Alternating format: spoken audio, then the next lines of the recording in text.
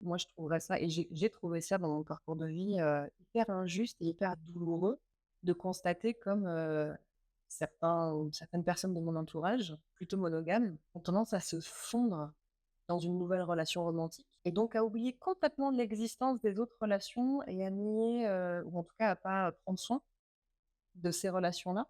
Déjà, c'est toujours décevant, clairement. Et l'avantage du poly, c'est que ça permet de recadrer ça, en fait, de se dire, bah, quand tu rencontres une nouvelle personne, cette personne, elle arrive dans ta constellation relationnelle globale. En plus, moi, j'ai des enfants, donc Déjà des voilà, des faut pas les relations que mettre en voilà, on fait pas ça.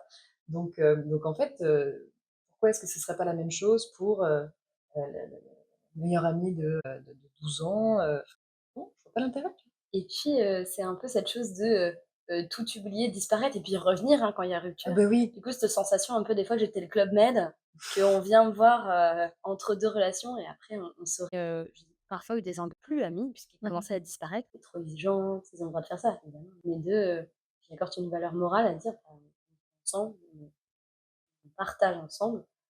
L'être humain, c'est échanger des services. Mmh.